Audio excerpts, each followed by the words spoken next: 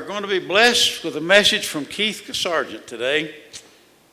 I'm going to read to you what it says here about him, and then I'll tell you what my personal feelings about this situation.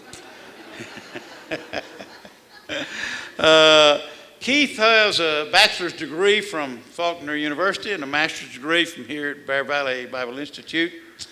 He's preached in Alabama, Tennessee, Kentucky, and Florida. And since 1999, he's been involved with us in our schooling here, either in teaching and or assisting and then directing the extension schools. That's the point I would love to make, that says we are about to open the 3 more schools that'll make 50 schools that we're extension schools around the world training preachers. A large part of that is the man, Keith Kasarjian. He, I believe, is the perfect man for that kind of job. A number of things we could talk about as to why that, but he has just done a great job investigating, establishing, rejecting some schools. He is the man for that job, and God has blessed us through him for the work that he's done. One little point, when did you start preaching in Brookside? 91. He and his wife married in 90. They have 3 children. I mentioned 91 because my mother, Brookside is near Birmingham, Alabama. And I remember getting a letter from Mother saying, Brookside's got a new preacher named Keith Kasarjian. I probably couldn't pronounce it, but I knew they had a new preacher there. And then later on, I had the privilege of meeting him and have worked with him in several ways in the retreats that we have. But besides being a great director and extension for our extension schools, he's a great preacher, and we look forward to him preaching to us this afternoon.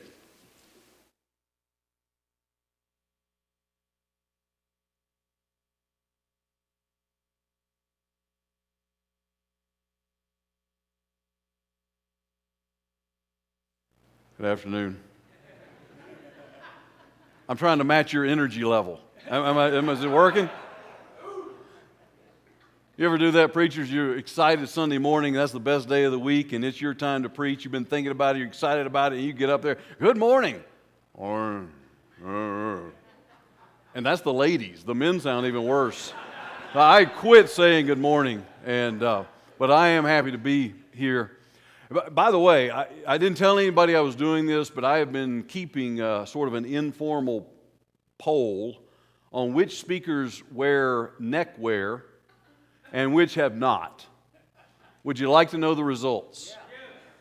It's a tie.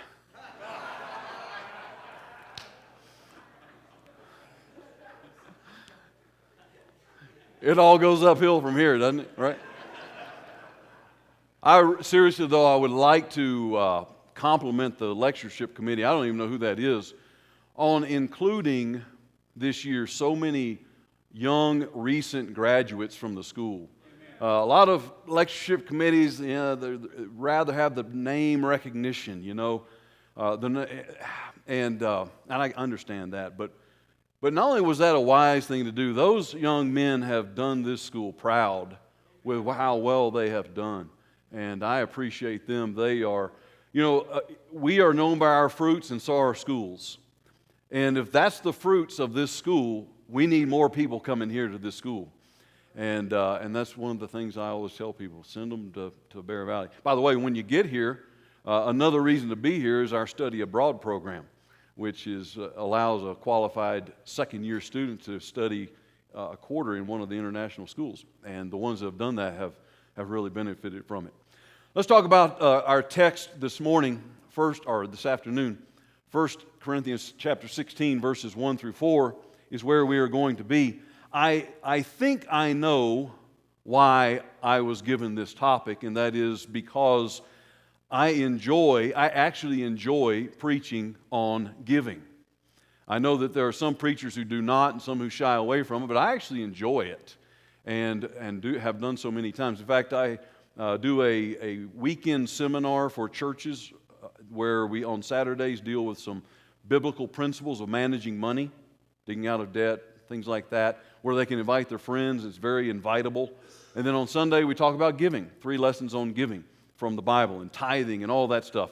And so I enjoy it. And I also do the same lessons in some of our schools. I've done one-day seminars where we help these guys know how to manage money and also teach them about giving so they can teach others about giving. And so I enjoy this, and I appreciate the opportunity today to be able to have this passage to deal with. Let me say this. One thing we need to do a better job of, I think, and I'm speaking in very general terms, we need to do a lot better job of talking about this and not being apologetic when we do it. You think about it, if we ever preach about it, it's sort of a one-time hit and run. I probably ought to preach on it. It's been a few years, and and we almost apologize about it, do a hit and run, and then we're done for a few more years. And then even in our assemblies, think about the wording. Separate and apart from. By the way, that's one word. Did you know that? Separate and apart. It's just one word. Separate and apart from the Lord's Supper. We are now, get the wording. And I'm not picking on anybody. I appreciate our men who help and preside. But listen to the wording. We are also commanded to give a small portion. That irritates me. That's small. Who said small? A small portion of what we have. So let's pray. Now think about that. We don't say, all right, we've been commanded to sing, so let's try a couple. You ever heard that? We've been commanded to pray, so, I don't know, maybe we're going to do a couple of minutes of that. But no, when it comes to it's the only avenue of worship that we treat in that way. And I really don't know why, but it shouldn't be that way. We really don't need to apologize anytime we preach the whole counsel of God. And I've preached these lessons on giving in third world countries, and without apology, because it's the Word of God. And so we need to do a lot better about it. We're going to end with some practical things, and I don't want to get too far ahead of myself, but we could all stand to do a little bit better about this. So let's look at the text, and the first thing, though, we want to see is leading up to the text. And this is relevant in some ways because I think it gives us perhaps the basis for what Paul then begins to address in chapter 16 and verse 1. Leading up to the text, we've got a lot of problems. We've got some who, the division about which one was their favorite, and they weren't disciplining properly in the church. We had brethren suing one another. We had some inconsideration going on, particularly with food practices. There were divisions within the assembly when they were assembled. And then you had jealousy over spiritual gifts. And then you had the divisive teachings that had sprung up about the second coming of Jesus. By the way, this congregation is only about 20 years old. 20-year-old congregation already has messed things up this much. You ever get discouraged with your own brethren? And the frustration you might share with where you are, I get that. But for perspective, just remember, in only 20 years, what a mess. They had a lot of problems. And by the way, we get to 2 Corinthians, we realize that some of the things that he told them to do seemed to have worked, and things got better. But I mention all of that because I think that perhaps, in addition to all of that, there may have been some issue with the giving. And there appears to have been questions about the giving. And so let us now begin in our text, 1 Corinthians chapter 16, verses 1 through 4. The first thing I want you to see is that he prefaces it, and he says, to begin with, now concerning the collection for the saints, which is why I said it sounds like they had some questions about the giving. Perhaps the giving was a source of some of the problems in the church. Maybe this was another one of the issues. We don't know what they asked, or even if they asked. We don't know what the issue was, if there was an issue, but for whatever reason, he says, okay, now, concerning the collection for the saints, as I directed to the churches of Galatia, so I will direct you as well. So I think the first verse is important to understand that perhaps he is answering a question or dealing with a problem or both as it related to the giving. And he's going to tell them to do what he had told the churches in Galatia to do. All right, the second thing we see I want us to notice in this text is that Paul makes it very clear that he wants each Christian to set aside some of what they have prospered and give that. And he wants them to do that on the first day of the week. Now, it's not going to necessarily be used then, but it will be used at a later date. Read with me in verse 2. On the first day of every week, let each one of you put aside and save, as he may prosper, that no collections be made when I come. So we're going to have everybody, every individual, set aside some of their money, and on every week when they come together, they're going to give it. And that's going to be used at a later date. And then verses 3 and 4, he tells them that the funds are going to be held in reserve, and at some point, they're going to be taken by someone who is trusted. Verses 3 and 4, when I arrive, whomever you may approve, I shall send them with letters to carry your gift to Jerusalem, and if it's fitting for me to go also, they will go with me. I think it's very interesting that he says, I want you to choose who is going to be handling the funds. And that's incredibly important, isn't it?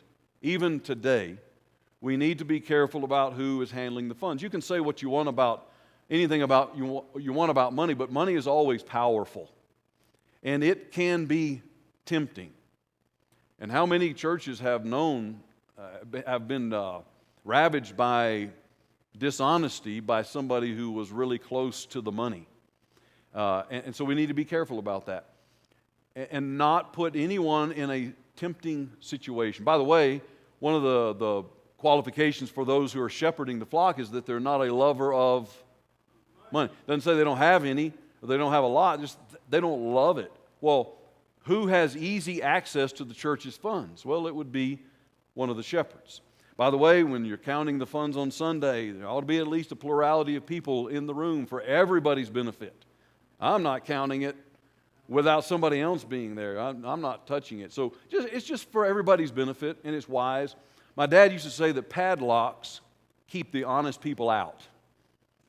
And you know, just a little bit of precaution, a little bit of common sense can keep the honest people from being tempted. And Paul seems to recognize that. I want you, I don't know who I would choose, Paul says, but you know, and I want you to choose the person that you will approve of, and then when I come, then we'll make sure your gift gets to Jerusalem.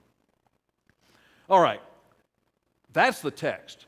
Now, if I were preaching to a normal audience, we'd spend a lot more time in the text, but you don't need me to tell you what it says. You don't need me to tell you, to convince you to believe it. You already know the text. Some of you don't need me in any way. But if I can bring anything to the table today, I think it's along a practical basis. And so, what does this text tell us about our giving today? What is it that, as those of us who preach and teach, what is it that we need to share about this text with those who are listening?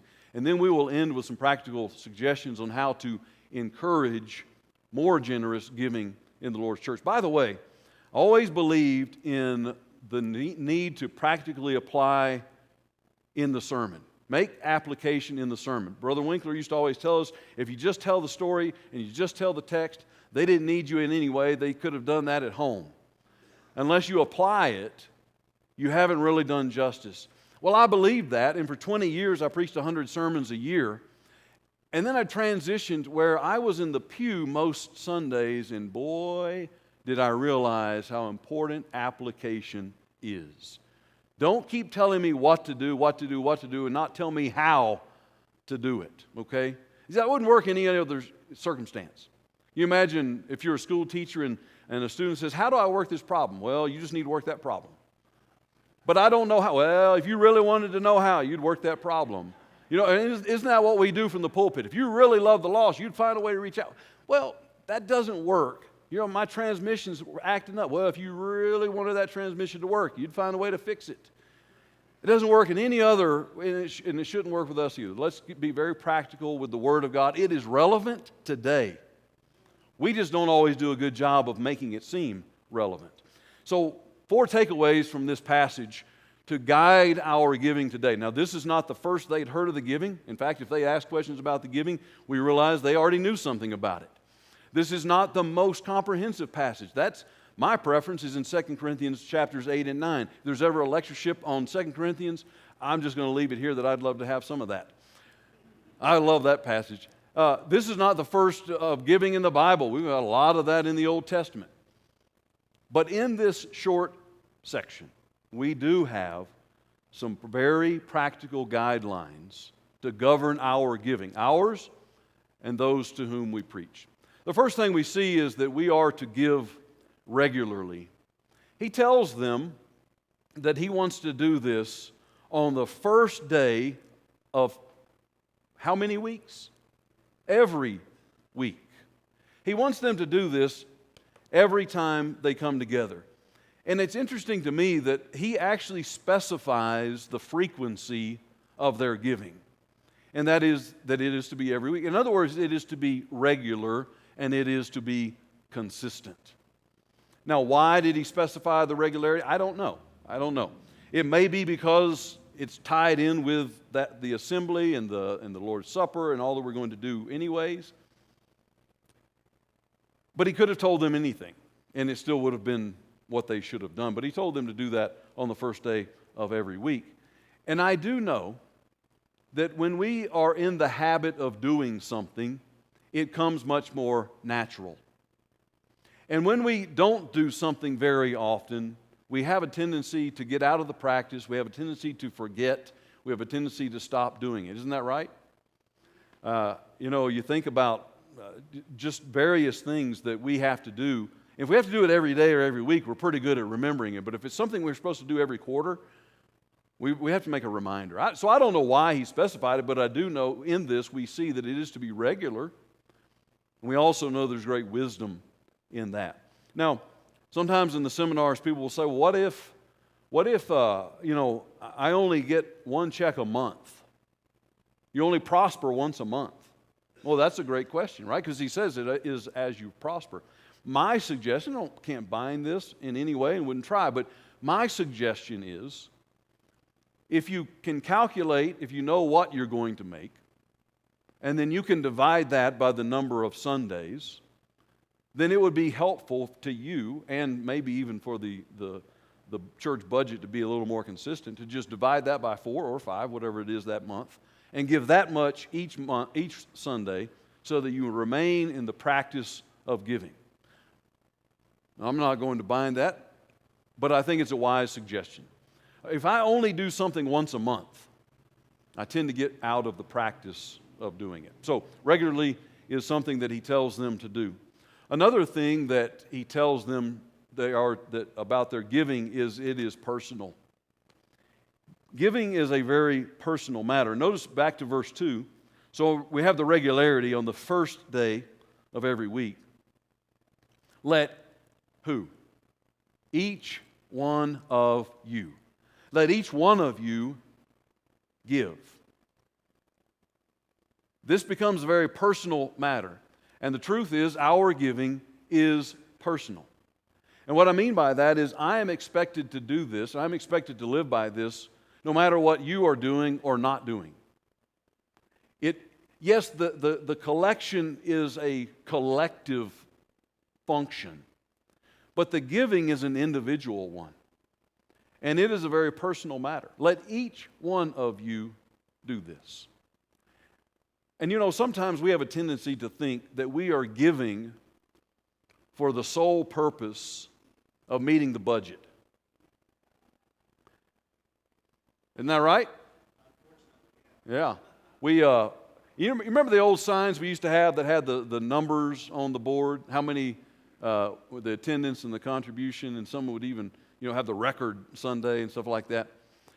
One time I was teaching a Bible class, and I think I may have been in this text. I don't remember where I was, but it was about the giving, and I was talking about giving, and this brother, and he was a good man. I liked him a lot, and we got along just fine. But he was a little bit irritated that we were even talking about this, because he raises his hand, and he says, I don't know why we're even talking about this. We're meeting the budget. And he pointed at our board. And we were. We were even maybe a couple of $100 a month over the budget. But in his mind, why are we talking about this? This is not a problem because we're getting the bills paid. You'll notice Paul doesn't mention a budget. He doesn't mention a goal. He doesn't mention any of that. That's not the purpose for our giving. We have an individual obligation and responsibility and opportunity to give as we've been prospered. And I need to take that seriously, even if we're blowing the budget out of the water. Or even if the guy next to me doesn't give anything. Back when we passed the plates, there's that person that observes the Passover when the collection plate goes by. And it might be easy to feel like, well, if, he's not, why am I giving and he's not? And it doesn't matter. It is such an individual, personal matter. I have that obligation and responsibility no matter what anyone else is doing or not doing. It's on me to do that. It's a very personal matter. Next, in the text, we see that we are to give systematically.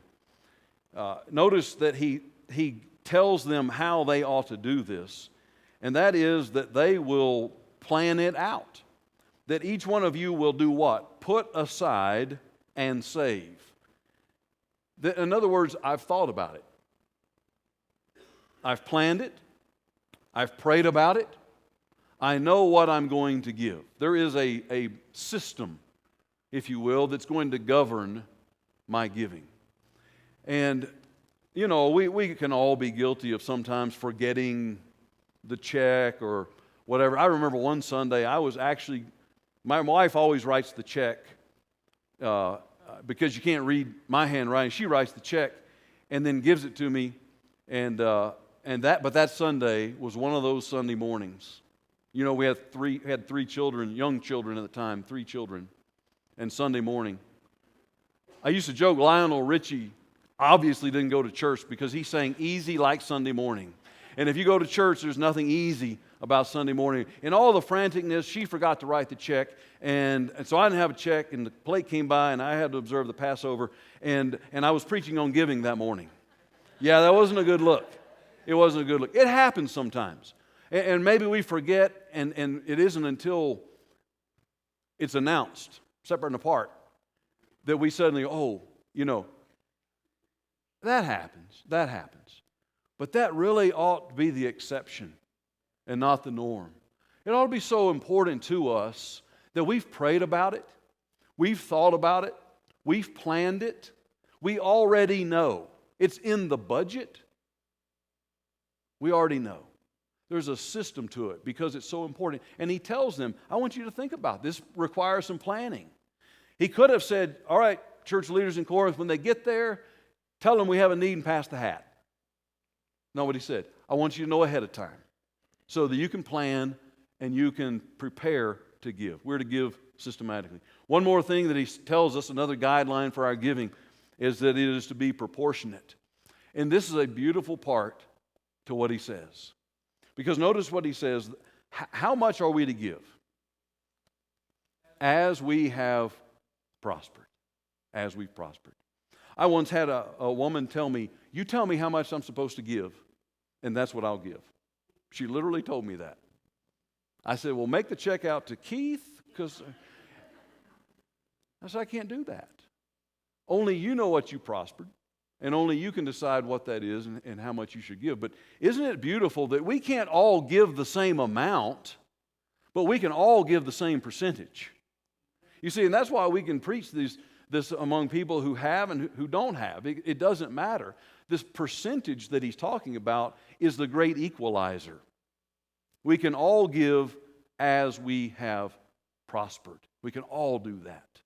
And we don't prosper the same. We don't prosper the same as each other. We don't always prosper the same even in our own households. Sometimes it's up and sometimes it's down. And yet that percentage remains, and it's pretty liberating, actually.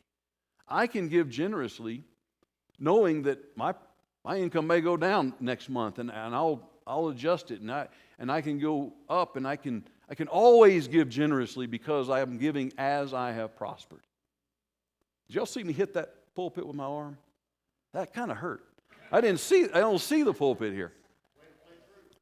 By the way, I like this a lot better. Pulpits are much better, smaller. The one where I'm a member, when you look at that pulpit, I'm pretty sure whoever made it was reading the dimensions that God told Noah for the ark.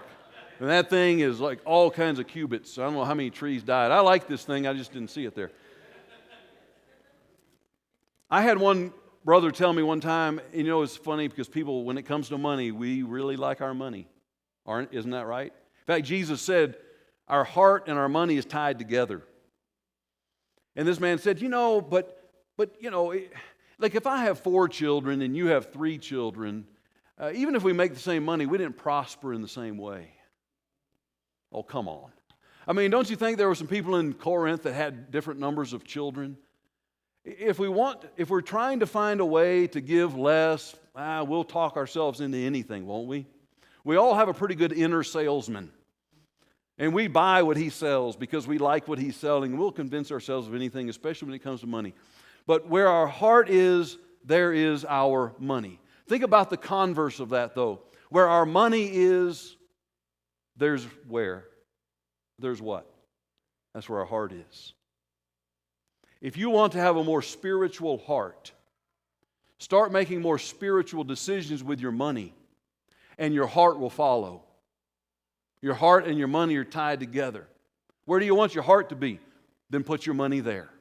Because Jesus said they go together. So we are to give proportionately and systematically and personally and regularly. Those are 4 very practical guidelines that he shares with us in this text. Now, what I want to do to close today, because I knew kind of who the audience would be today. Some of those with influence, some of those who preach and teach, and elders and others. I want us to think about what we can do to encourage generous giving today among God's people. By the way, God's people, some of God's people, are incredibly generous. Unbelievably so. I'll tell you a quick story. I can't share all the details because this may be seen in other countries where I have other friends, but there was we have a school in a country that was really, really, really hard hit by the lockdowns and lack of food and all that. And I knew them. They don't ask for anything. And I was touched. And I was just going to send them some money from my own personal account. I texted my wife, said, I probably should have asked, but I said, we're going to do this. And she said, awesome. And then I thought, you know what? Other people might want to be involved too. And wow, unbelievably so. All I did was make one very vague Facebook post that said, if you want to know more, send me a message. Because I didn't want the can of worms out there, and that's why I'm not going to share all of it with you today. And one announcement in my home congregation, and wow, unbelievable. By the way, there's some folks here who helped in that. God's people are generous. So generous. But let's think about how we can do this. What practical things can those of us who are in some position of influence do to increase and encourage generous giving among God's people? The first thing we need to do is we need to explain what the money is for. They've done studies to show that have proven that people give more when they know what it's going to be used for.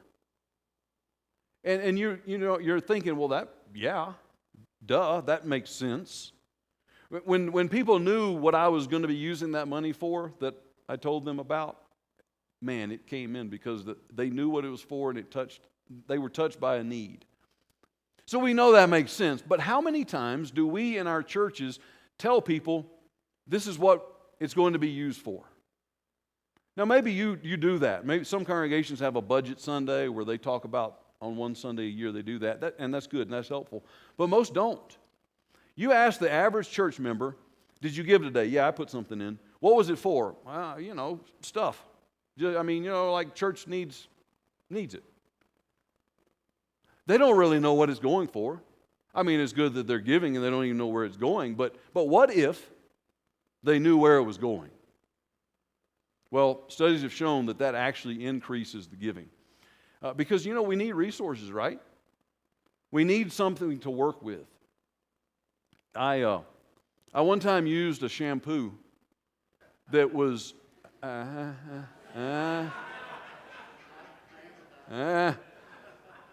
it was advertised, it said it on the bottle, volumizing. What a lie. I mean, what a lie. You know, you have to have something to work with. And the resources are already there. The challenges are just still in our pockets sometimes. But when people know what it's for and they see a need, they will more generously and gladly give. By the way, when we do finally preach about talking, what extremes we do? We go to extremes. We go to one stream that is evasive. Don't really want to talk about it. Maybe we don't ever talk about it. And we try to avoid it. Then we go to some do it to the other extreme, and they go to the abrasive extreme. You got to do this. You don't give, going to hell. Why don't you give? If you love God, you'd really give. How many times we heard a sermon about that? Where guilt is the number one motivator, and yet God says, I want what kind of giver? A cheerful giver. Using guilt as motivation to give is actually not even biblical. Let's start talking about the joy of generosity. Because there really is great joy in generosity. And when people are generous, they're happy. And they are more generous when they know where it is going. It makes sense. We just don't always do a really good job of explaining where this is going and what it's going to be used for. Or what if, there's some disaster and the church writes a check to help with those needs. The church can at least say, hey, from the church funds that you gave, we were able to do this, this, and this. People like that. They appreciate that because when people give, they want to know that they're making a difference. They want to know they're making a difference. Explain the purpose, show them what it's going for, and help them to know that what they're doing actually really matters. A second thing that we can do is we can make it convenient to give. Now, not exactly sure why Paul said on the first day of the week. It could have been tied to their worship. But if he had said, I want you to give it on Friday, they need to come make a special trip to wherever the person was and give it to them on Friday. But what he chose to do, and even if this wasn't the only reason why he said it, what he chose was literally the most convenient thing that he could have chosen. They were already coming. They were already going to be together, and so that's a good time to take up the collection. And I say that because it makes sense, again, to make it convenient, but we have moved into an era in our culture where the average church still only accepts the most inconvenient form of giving left in our society. You know what that is, right? How many checks a week do you write? Anybody write more than one check a week? No. My wife writes one check a week.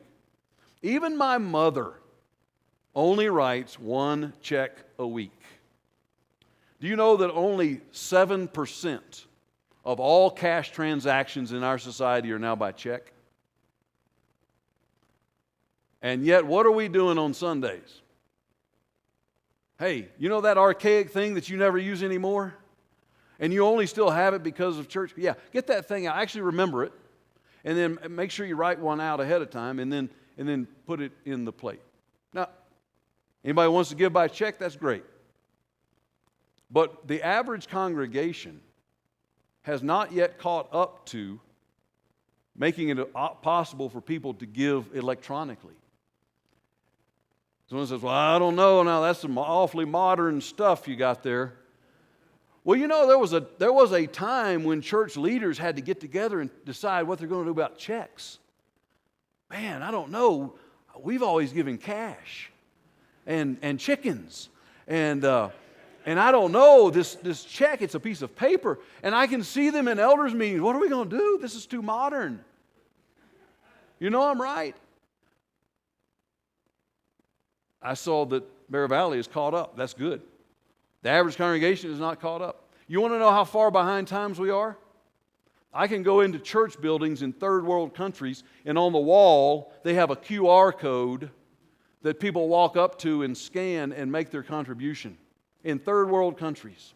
They don't have electricity in the building, but they've got that. You can go into other church buildings and they've got their number. They send money by text, not an app, but by a text. The church's number, and you send it to that number, and you send your amount, and the church gets that amount. And that's been going on in third world countries for the last 5 to 10 years. When I was collecting that money, that was a real epiphany for me. Nobody wanted to give a check. Even when I got the eldership on board to handle the funds and they could get a tax benefit, they didn't want to do that. If you got PayPal, let me do that. And even one of the older men said, I want to make a contribution. What's your PayPal? I said, well, the church is handling that. If you write a check, they'll handle that, and you'll actually get the tax. I don't care. I don't want to write a check. It is wise for us to catch up to where the members are living. By the way, if you forget that check, what are the odds you're going to remember to double it next week? I wonder how many dollars collectively have been lost because we forgot to bring the check. I made that announcement about taking up the money. Immediately, 2 of our younger women, both probably in their late 20s, came to me and said, do you have Venmo? I said, well, yeah, I do now because of all of this. And they said, okay, good, because we don't have any cash and we don't even own checks. And one of them gave $200 right there on the spot. And that $200 would not have been given if she hadn't had the ability to do it right then while we were talking about it and she was thinking about it. Churches, let's catch up. There's nothing wrong with it. By the way, you can use some charge, some small fee. You probably make it up, though, in people who can give immediately. Just imagine the QR code is also on the back of the bulletin. Boom, done. We need to make it convenient, and it's going to pay for itself in the long run. But there are even some services that there's no fee involved at all. All right, one more thing. We need to do a lot better job at encouraging our folks to plan their giving. Remember, we said systematically. Let's talk about we need to have a plan. But how many times in the church do we encourage people to plan their giving? Where we actually talk about it. One thing that happens is you start giving a certain amount, and that's just the amount you always give. And we've gone through a decade or two of raises and windfalls and bonuses, and we're still writing that check or whatever we're doing for the same amount. Why? Because nobody made us think. We need to stir ourselves up to think about this and to plan about it. One of the things that Paul says in the second book to the Corinthians is we want to excel. We want to excel in giving, just like we do in love and faith and other good works. We want to keep getting better. But how many times do we encourage our brethren to get better at giving and do better at giving? Instead, what we do is we talk at the Lord's Supper, and rightfully so, about the importance and the significance, and then we come to the giving. You know how it goes, right? What am I going to say? Severing apart, sort of sorry to have to bring this up. We saved it to the end, but we can't. It's a necessary evil, and so we're going to pass some things around, and you can give something. The end. What if maybe once a month we dedicated as much time in talking about the giving and the importance of it and the necessity of it before we take up the collection as we do before the Lord's Supper? What about that? By the way, the COVID, among the other things that COVID has killed, it has killed the Lord's Supper stance. Have you noticed that? We don't have 8 men standing in front of us anymore. Lord's Supper stance may be gone forever. I don't know. By the way, I noticed Bear Valley's got the good stuff. Those good communion kits. Man, first class here. Have y'all had the other one? It's got the unleavened styrofoam. Yeah, it was first class here. Well, COVID has killed the Lord's Supper stance, but we still, and we don't even pass the plates anymore, right? And that may stick. By the way, even more reason to make it convenient to give. What if people could get up Sunday morning while they're getting ready, make that contribution? Anyway, because we're not passing the plates anymore. So if somebody didn't think about it ahead of time, They haven't thought about it now. We can still take time to encourage giving. I'll mention one thing that I mentioned in the seminars is to encourage people to think about the church in their estate. And we don't talk about things like this very often either, but just think with me on the math. Here's a congregation, and in the course of a year, 5 members die. And it just so happens that each of them gave $100 a week. Okay, now with those people gone, we're now missing $500 a week. Ouch. And we're missing $26,000 a year. $26,000 a year shortfall just because we had 5 funerals. And in the next 5 years, we're now in the 6 figures of lost contributions just from the 5 that died that year. That doesn't count the 5 that died the next year and the next year and the next year. You see where I'm going, right? What if we encourage people to start thinking ahead? And this is what I suggest, is make sure that in your will, your estate, whatever you would give in a 5-year period, dedicate that to the church. So that at least for the first 5 years, we'll miss you and everything else about you, but at least we won't miss that. But again, we need to start thinking about some of these things and encouraging people to plan and to do better and to excel in their giving. Let's talk about it unapologetically, kindly. Let's speak about it positively. It's not a necessary evil. It is an opportunity. It's an opportunity to live and know the joy of generosity. Generous people are happy people. Stingy people are unhappy people.